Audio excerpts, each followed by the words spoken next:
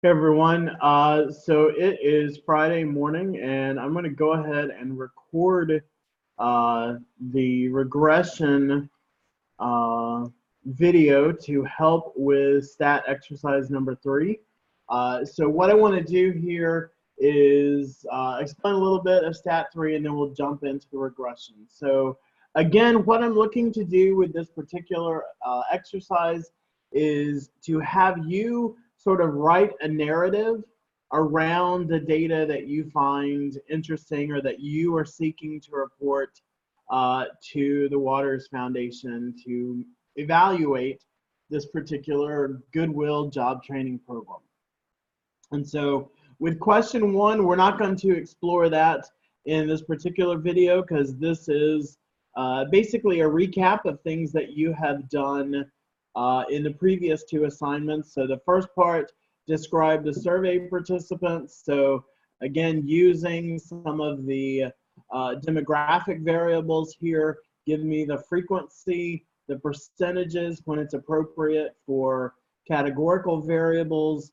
If it's something like age, give me the mean score of a continuous variable along with sort of the standard measures of central tendencies, so the standard deviation, the median, the mode, for age, possibly the minimum and maximum, just to kind of give me that overall picture of who is participating in the study. I also want you to run 2 chi-square tests. So you've got to decide which variables you ultimately are wanting to use here. Remember, with chi-squares, the requirement is that it has to be a categorical variable. It cannot be a scale variable or a continuous variable.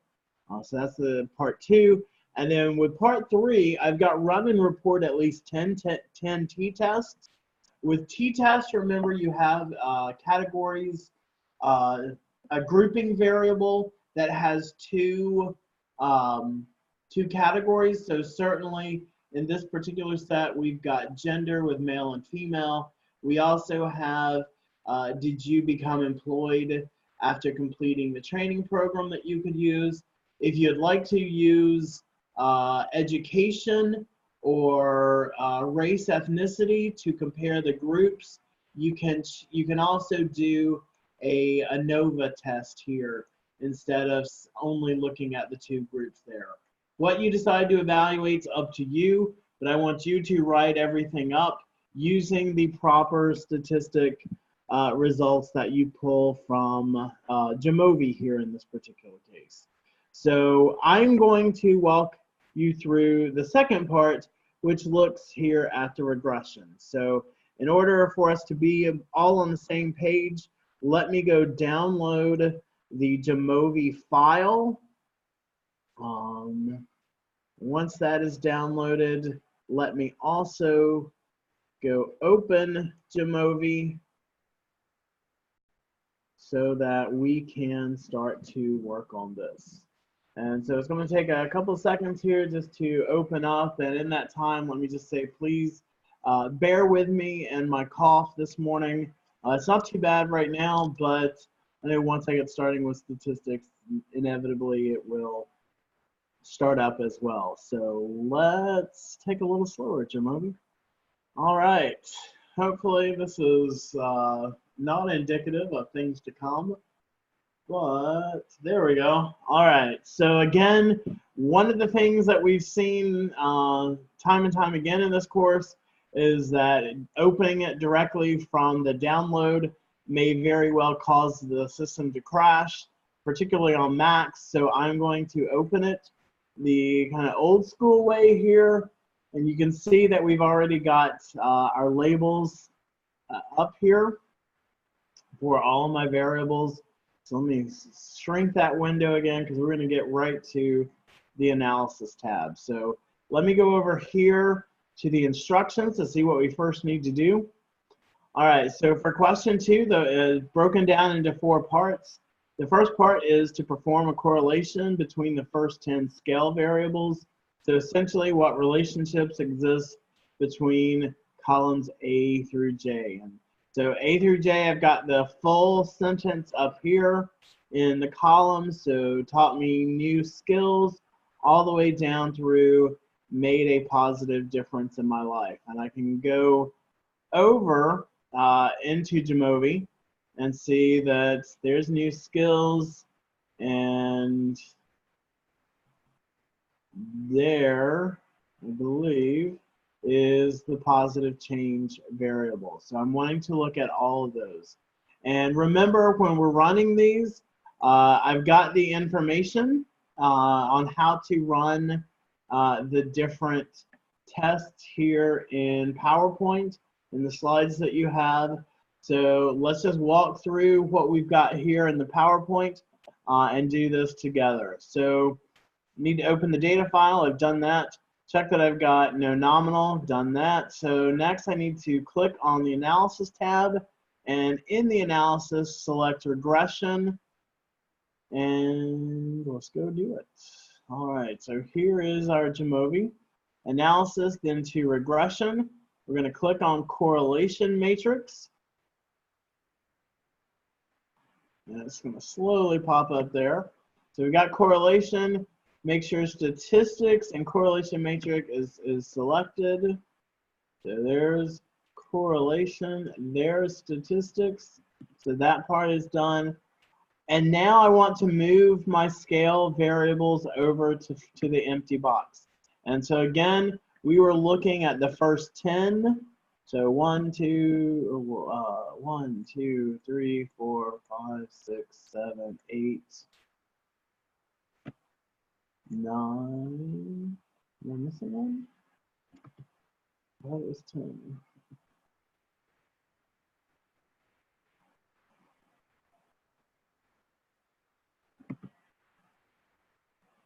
One, 2, 3, 4, 5, 6, 7, 8.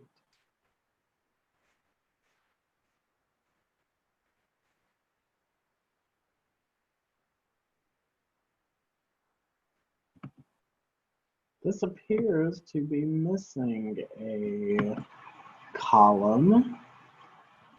New skills, 21st century, class size, classmates, facilities, qualified, classmates, facilities, qualified. Care is not. Why is cared all the way down?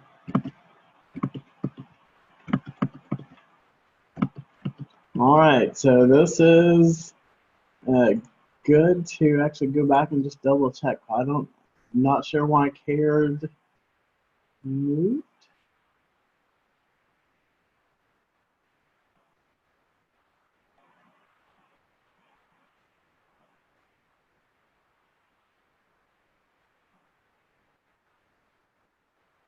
All right, so this is a little strange. Okay, cared is not nominal. Cared is ordinal.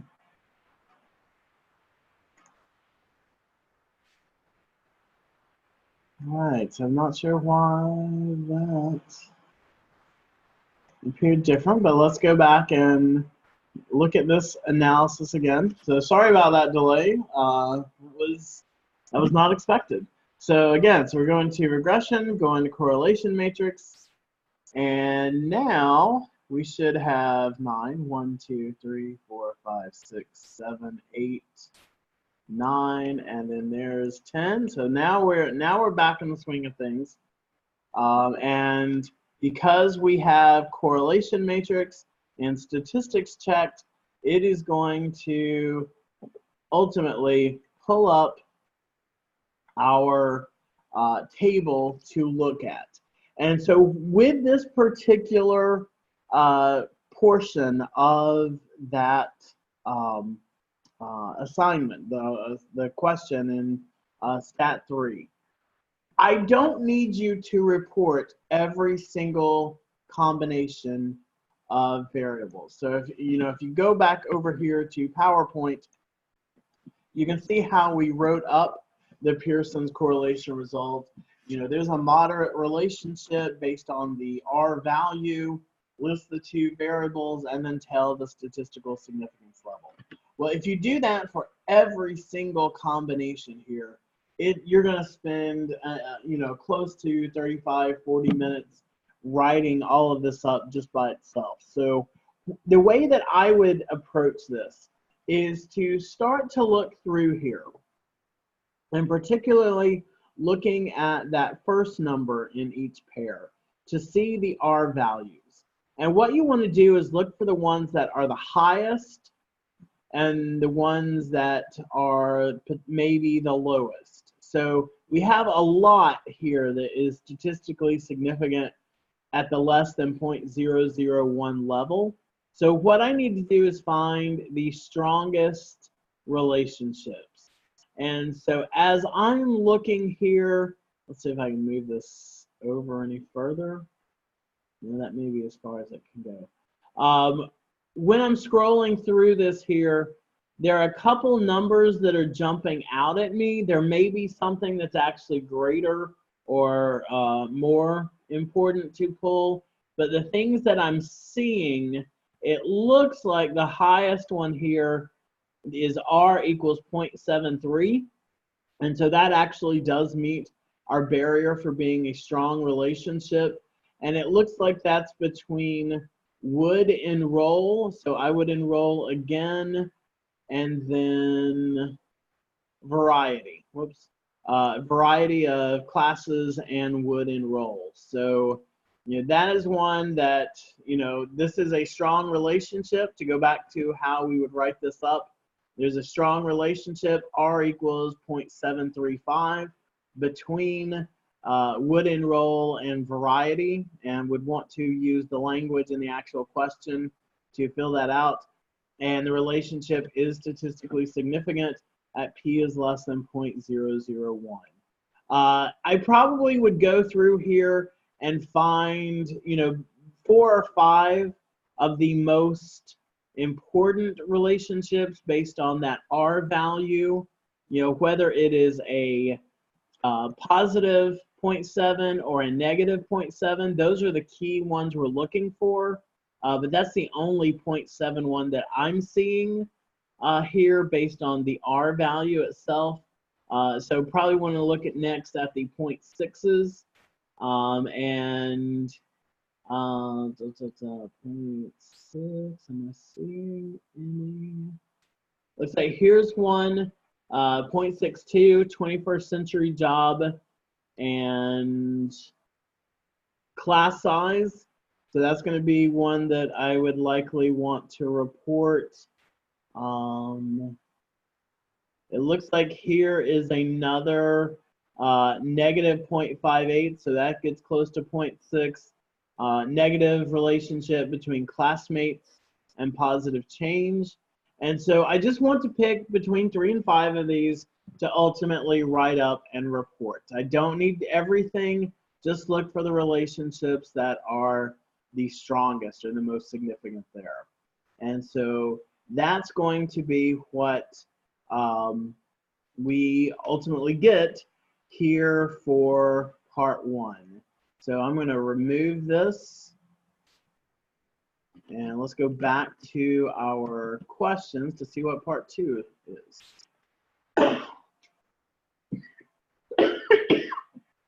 Excuse me.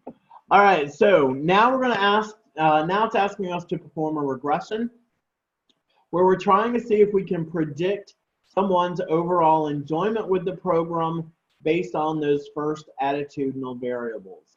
And so if we go over here to the data set, so again, we're working with these first 10 variables, so new skills down through positive change, trying to predict enjoyment. And the enjoyment question is actually measuring this one here. I'm satisfied with my experiences with the program. So that's what we are trying to predict. So let's go back to the PowerPoint and go over to the Jamovi sort of instructions here to make sure that we're following this exactly as we should be. So I've got the data file open. I've got no nominal or categorical variables. So let's go into regression. I'm going to click linear regression here, and that's going to pull up what I am looking to do. And so the variable that's being predicted, move it to the dependent variable box. And so we're doing that with enjoyment here.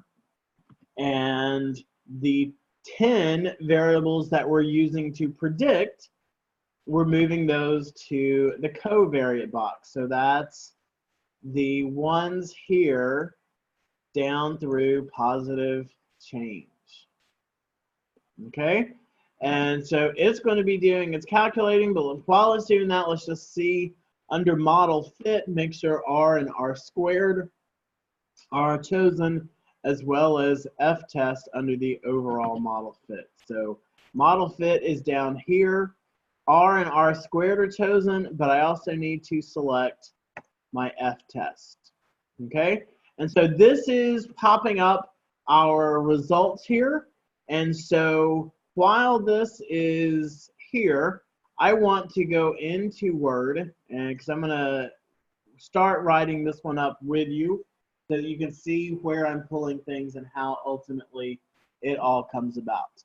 And so here what we're looking to do is predict the overall satisfaction or enjoyment with our formula, and we're going to start at an intercept or a constant, however the program ultimately decides to call it. And then we're going to create that mathematical formula to predict that with all 10 of our predictor variables. All right, so that's ultimately what our formula is going to look like. And in order to test that formula, I'm going to need to know our R value. I'm going to need to know our R squared value. And I also need to know our ANOVA test results. And so that's going to be our F value, much like the ANOVAs that we used last week. And my degrees of freedom 1, degrees of freedom 2, and then that's going to equal a value. And then I also want to report the p-value. All right, so this is the information that we ultimately need to go find in our table, okay? So let's go back over to Jamovi and start to pull in the information here. So let's start here at the very beginning. So my R value is 0.864, and R is basically that Pearson's correlation. So what this tells me is that I have, and I would be willing to say that this is a very strong relationship, okay? So what we are able to say is that we see that we can predict that satisfaction based on the intercept and a combination of those 10 variables. We have a pretty positive, as one getting close to as one increases, so does the other. So we have a strong formula here. We just need to see how well we're able to predict that. And so our R value is 0.86. If we take 0.864 times 0.864 to get our R squared value, it's going to come up with something around 0.747. And so what that's telling us is that 74.7% of the time, our formula is able to predict. Let's see. Let me change the way that that's phrased.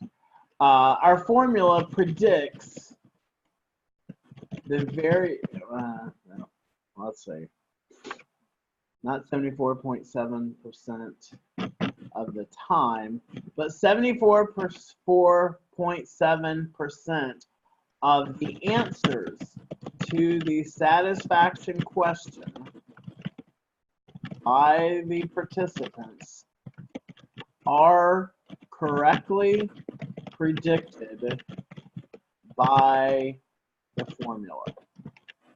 Okay, so it's a slightly, rather than 74.7% of the time, let's think of it in terms of 74.7% of our answers ultimately are predicted by these responses. So just a slightly different way of phrasing it, but one that I think makes it a little more clear. So we have a formula here that is roughly 75% accurate in making these predictions. So we have a pretty solid line here, and we can go into our overall model test. So this is sort of that F test that we selected over here, and we can go ahead and fill in this info. And so we have F of degrees freedom 1, that being 10. Degrees freedom 2 is 153, equals our F value, and our F value here is 45.2, and our P value is less than 0.001, less than 0.001. All right, so we've got our R, our R squared, and our F value. Now we need to put together our formula here. And in order to do that, I need to now start to look down below here. All right. And so what I'm going to be looking at are my coefficients here. And so again, using this baseline formula, satisfaction equals, I need to start at the intercept, because I'm not going to have my formula start at the 0 point on that XY axis. It's going to start somewhere to lead to that prediction of Y. So I need to figure out where it's going to start. The formula does that for me, or the math is calculated for me here by Jamovi. And so it's going to start on the x-axis at 5.68. All right, so that's where the intercept value comes from. And then I'm going to use these estimates here to put together my 10 variable formula. So I've got 5.68 as my starting point, and then I need to add or subtract these. And so based on what we see here, I have 5.68 as my starting point from the intercept, minus 0.13 times new skills, plus 0.09 times 21st century job, minus 0.05 class size, plus 0.27 classmates, plus 0.11 facilities, plus 0.11 times facilities, minus 0.07 times qualified, minus 0.07 qualified. After qualified, minus 0.02 times cared, minus 0.11 times enroll. So minus 0.11 times would enroll again. Minus 0.16 times variety. Minus 0.16 times variety. And then plus 0.04 times positive change. All right, so this is my predicting formula for satisfaction. And so let's just kind of walk through what this ultimately is saying. So let's say I've had a horrible day when you asked me to complete this survey, and I answered everything as a 1. So strongly disagree every single question. So what this is saying is that if I were to take this formula, just copy it here, and I am now going to replace every variable label with my answer of 1 on the survey, this is saying what my response would ultimately be. And so if it's trying to predict, I'm just going to open up the calculator function here. Let's just see what it is predicting. If I responded 1 to every single variable, it's saying that my satisfaction score is going to start at 5.68, and then I am going to subtract 0.13 times 1. I'm going to add 0.09 times 1. I'm going to subtract 0.05 times 1. I'm going to add 0.27 times 1. I'm going to add 0.11 times 1. I'm going to subtract 0.07 times 1. Subtract 0.02 times 1. Subtract 0.11 times 1. And then finally subtract 0.16 times 1.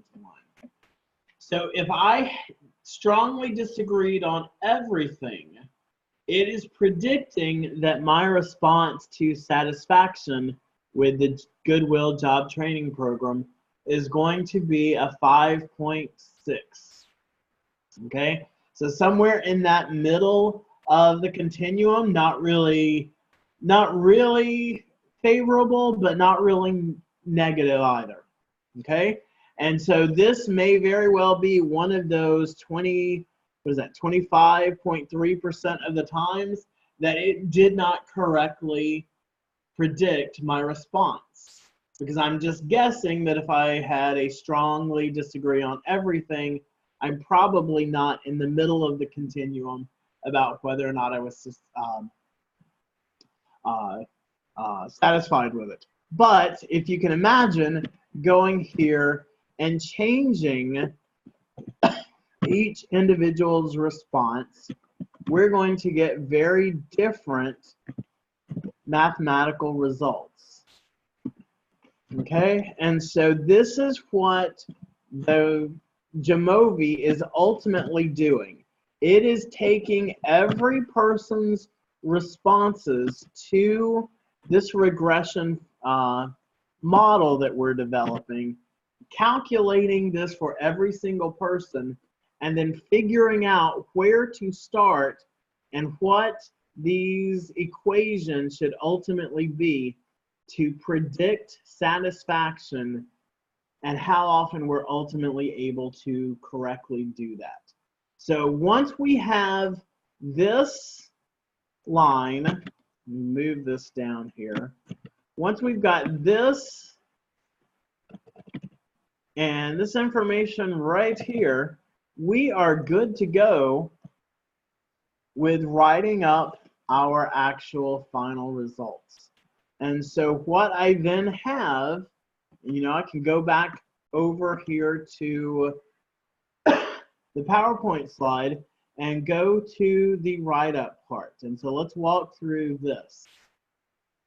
So this is the example from the Oakland Film Festival, and you can see that we're taking a couple of the variables here at the beginning that were the most important, that wound up being the most important. So let's go to our Jamovi output here. And what I want to do, you can see from the write-up that I'm reporting based on the t-value and the significance value. So I can go back over here to Jamovi. The intercept is never reported because it is always statistically significant at that smallest level, because it's basically the starting point for everything, and it generally has the biggest impact. So we're not going to report that the intercept or the constant or the starting point of our equation is the most important. We're looking at these 10 variables. And so there are a couple ways that I can do it. I can certainly look at the p-value and our t-tests. And so here we have new skills with a negative t-value. I've got classmates here at 0.001 with a pretty high t-value.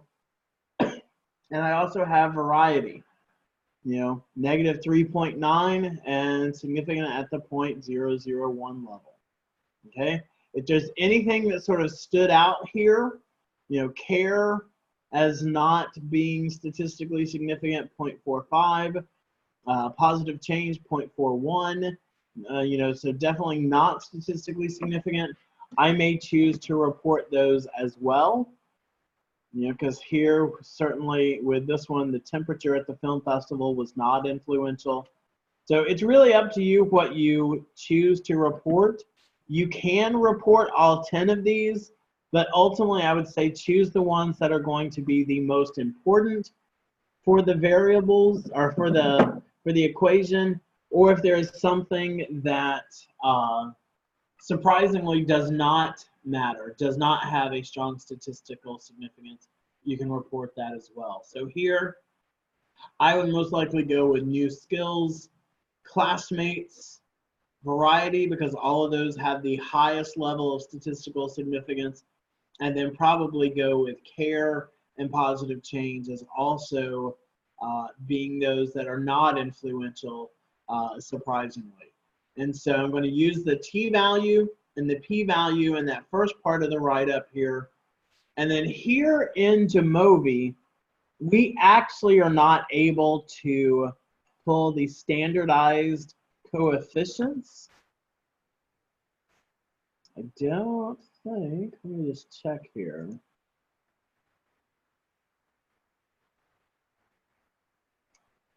No, actually we can. So I'm going to add that change to the slide here, because this is new in that latest update.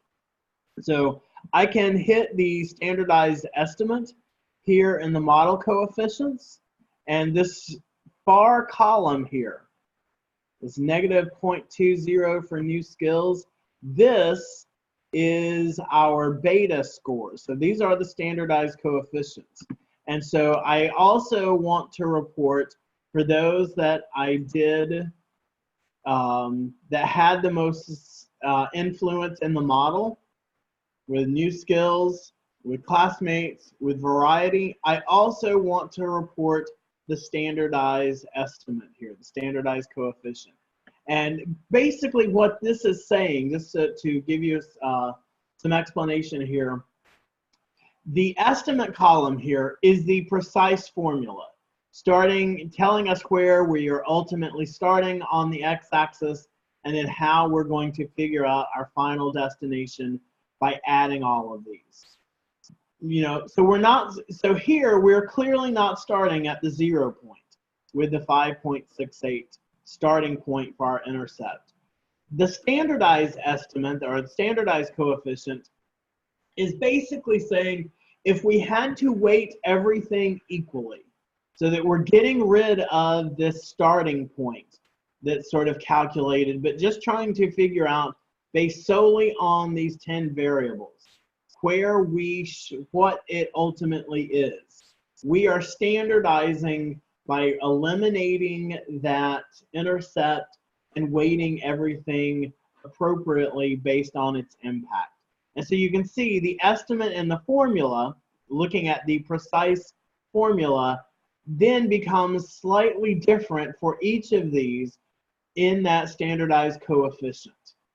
Okay, so I'm going from a precise formula here to something that is a weighted coefficient that has been standardized so that everything looks at each variable sort of similarly. And so then I can say that, again, the ones that are going to stand out the most as being the highest or lowest values in terms of importance are going to be those that connect to that p-value of less than 0.001. And when you get to those that are not significant, what you generally see is that they're going to be close to 0. So Here for 0.001, we have a 0.2, or a negative 0.2 for the standardized coefficient. So here I would pull that beta value, that standardized coefficient for, what was it, new skills being negative 0.2. Likewise, for classmates, I now have a standardized coefficient of classmates for 0.31. And then also for negative 0.25 being the standardized coefficient for variety. Okay, and so I would report those here. In the second part of the regression write-up, now we're getting into what we should know fairly well by now. So the correlation and the R squared. So I can go back over here to my write-up that I helped to prepare. So my R is 0.86. That's telling me that I have a very strong relationship. You know, when I square 0.86, I'm getting 70.747. And so thus 74.7% of the variance in likely or in satisfaction with the Goodwill Job Training Program is explained by the 10 variables that we have here.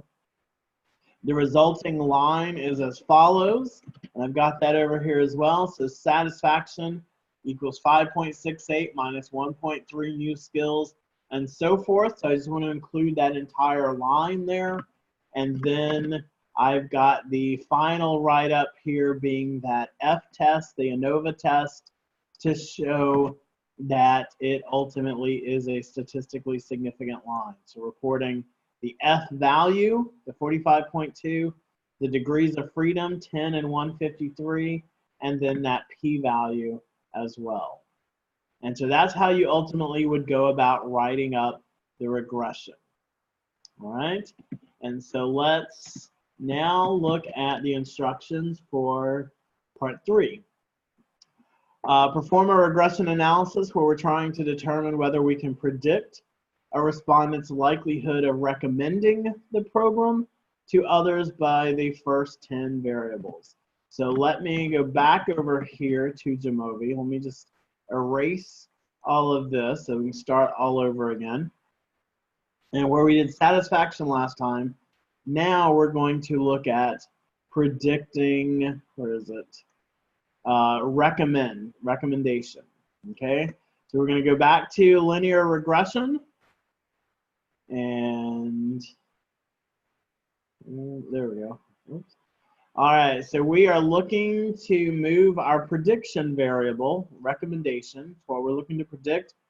We're moving it over to the dependent variable side, and we're using these first 10 variables to make that prediction. So those are going to be moved over to the covariates.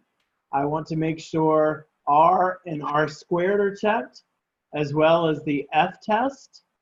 And now that it's a new addition to this, I want to also add the standardized estimate. So let me go in and add this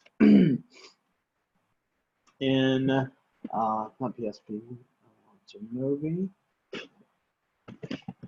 under the model coefficients option, make sure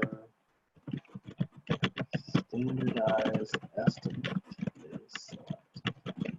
All right, so I will get that updated on our PowerPoints in Canvas so that we've got that as well here. And so based on this, we have everything that we need to write up our regression formula or our regression test and analysis for the ability to predict recommendations. So let's go back over to Word. Okay, so I'm going to take this as my basic starting point here. And I'm just going to close that out. And so rather than predicting satisfaction this time, we're predicting recommendation. Oops, not sure what I did there.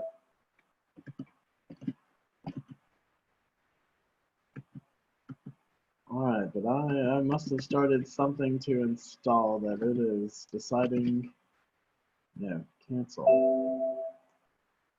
Cancel everything. There we go.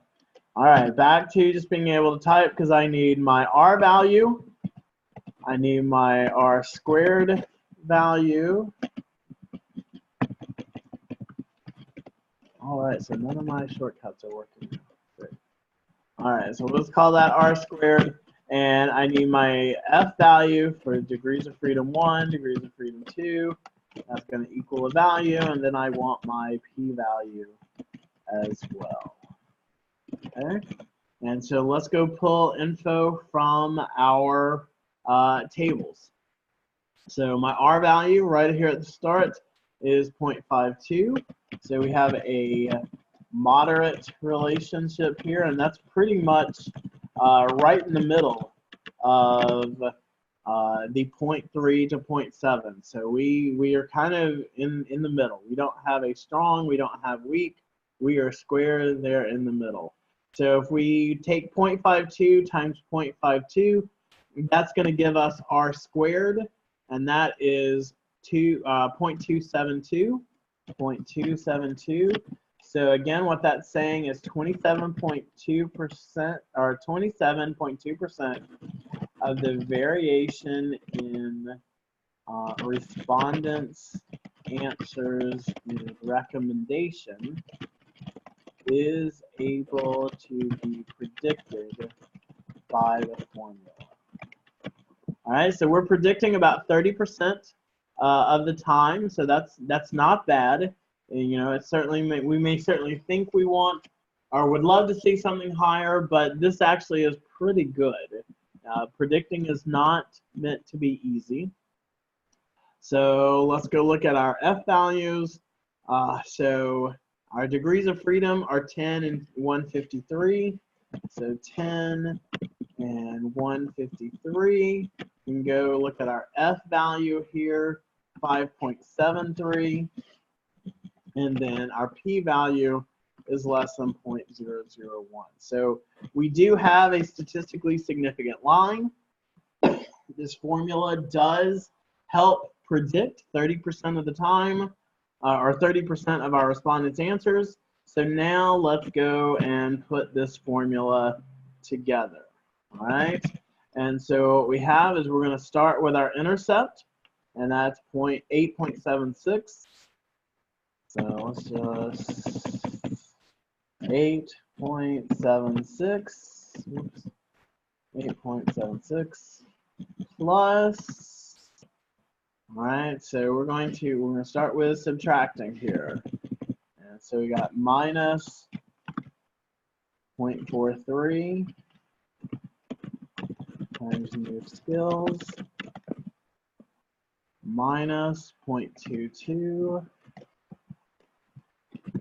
to 0.22 times 21st century job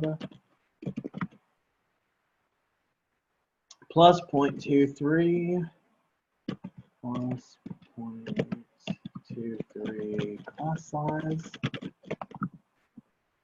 minus 0.01 times, what was that now? Classmates.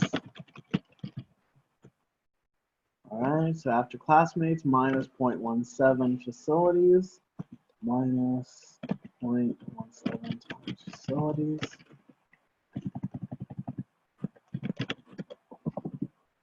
Okay, minus 0.05 qualified, minus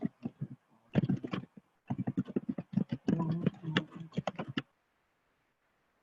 plus 0.06 cared, plus 0.06 cared, plus 0.51 and would enroll, so plus 0.51 would enroll, then minus 0.19 variety, minus 0.19 times variety, and then our last one here, minus 0.39 positive change, minus 0.39 3, 9, change. All right, and so get rid of that. And so here is our complete formula. So again, what it would do is take all of our individual responses for each of these variables, replace them by what we selected to figure out what 0.43 times 5, if I responded with the middle selection, what that number is, and then ultimately subtract that here from our starting point. And so it's going to figure out what it's guessing or predicting our response would have been, and 27.2% of the time, it's going to be correct. Okay, so we can take this information and now go back to